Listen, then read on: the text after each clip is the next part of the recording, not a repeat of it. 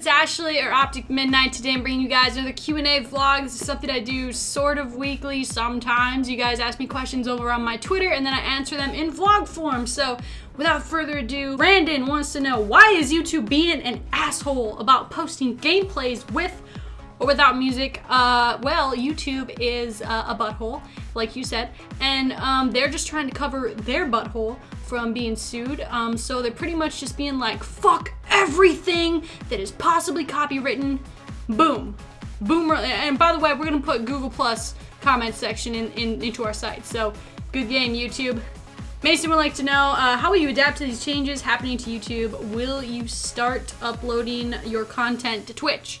Well, Twitch is something you can't actually upload to. It is a live streaming service. I do live stream there multiple times a week. You guys can follow my Twitter or follow the stream. It'll tell you when I go live. I usually tweet out when I go live, or you can follow the channel and you'll get like possibly an email if you set it to that when I go live or whatever. So that's that. So I like live streaming a lot, and I really do enjoy making YouTube videos, so I like doing both. I don't think that the changes that YouTube is making will make it so that I can't make videos. Obviously, Call of Duty is primarily what I post.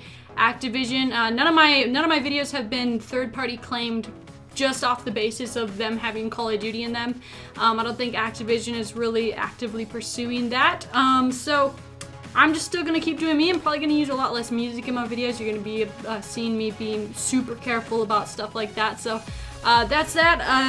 No, I'll be live streaming, like I said, on my Twitch, so make sure to follow that stream so that you see when I go live. And yeah, it's pretty much going to be business as usual for me. Jay Will wants to know, will you ever consider making an Optic Girls competitive team? Well, actually, if you didn't know, now you know. I was actually recruited on Optic to do just that. I was recruited to be a part of a competitive female team. Long story short, that ended up not working out, really not to any fault of my own, just, it's hard to explain, but it just didn't end up working out. I started grinding more YouTube videos, I started making a lot more YouTube videos, and that is what I enjoyed doing the most. And so Hector, obviously, being the dude, he decided to keep me on and make me a content producer for Optic. So I've just been having fun doing that for the last like 3.5 years. It's actually been a really enjoyable experience for me.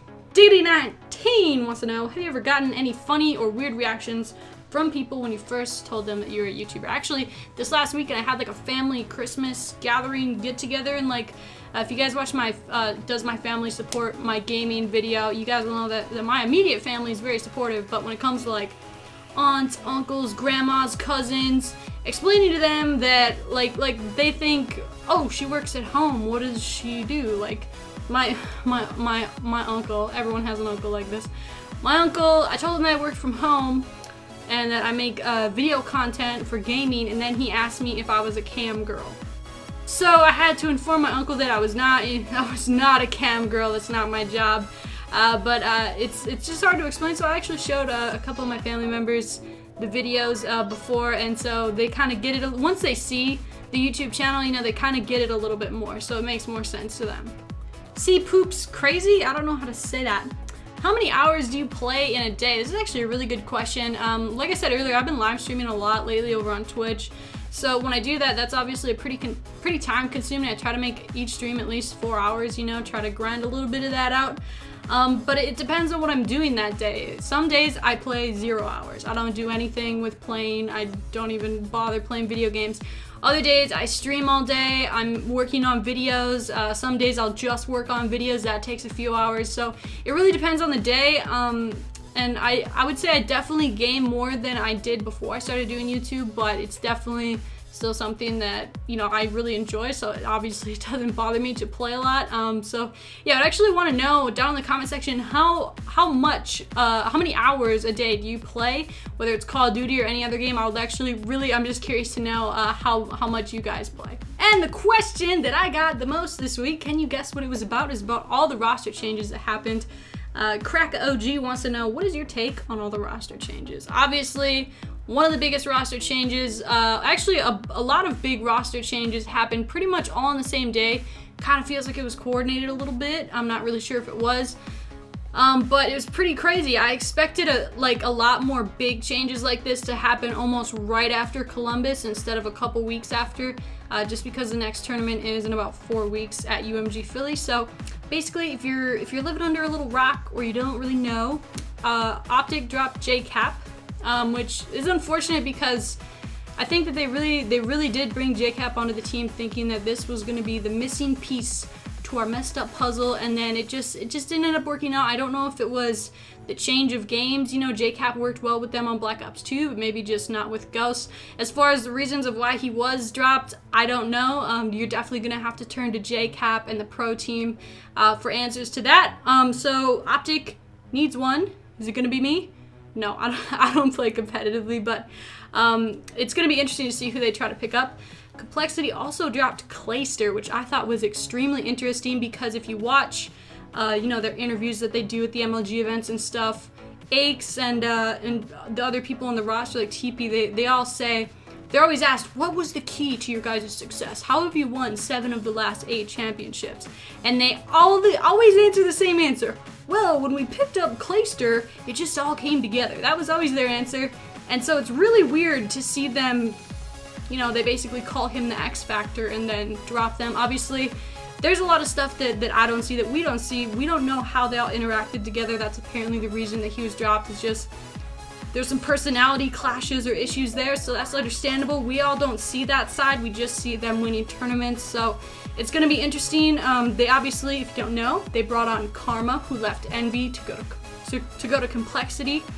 So that's going to be interesting because Karma is a really good player. I think he'll fit well into that team, and it's going to be really interesting to see how they all mesh together. And then what were the other roster changes? So we had Karma leaving Envy to go to Complexity, Complexity dropping Clayster, Optic dropping JCap, Optic needs one, Envy picked up Goonjar from TK, so TK and Optic need one player. And the free agents out there are, I'm pretty sure Clayster, and I can't think of any other really big name free agents, so it's going to be really interesting. I'm pretty sure I have that right. It's all kind of confusing because it all happened like at one time on Twitter and the internet, and it was crazy. I would like to add, I think that people are being extremely critical on organizations and players for making roster changes. I do understand it because once you have like a certain group together, you kind of get attached to that group of players, and you see them split up. It's kind of like, you know, just it's weird to watch your favorite teams kind of go their separate ways with your favorite players. But at the end of the day, each team, and this is all the Call of Duty teams, they all want the same goal. They all want to win, and so they're gonna do whatever they think is best that will put them in that situation. And it's just really interesting, I guess, from my standpoint, just which is a viewer. I think it's really interesting to see how it's gonna work out. So what I would like to know at the end of this video, put in the comments section, what do you think about all the roster changes? Who do you think should be on what team? Do you think any mistakes were made, or do you think this is a good idea? It's gonna be awesome. UMG Philly definitely just got a lot more interesting. Like I said, the event is, what's today, the 11th? It's gonna be in like less than a month, so that's gonna be crazy to see how that all works out. But anyways, guys, I hope that you enjoyed the video. As always, please leave a like on the video if you did. Like I said, comment down below my question to you guys. What do you think about all the roster changes? And that's it. I hope you guys enjoyed the video. And stay tuned tomorrow for another live commentary with the sniper. I go bang bang, snipe snipe. You wanna say bye to YouTube? You wanna say bye to YouTube? Look at the camera, look. You say bye, say hello, say goodbye. Look at the camera. You're adorable.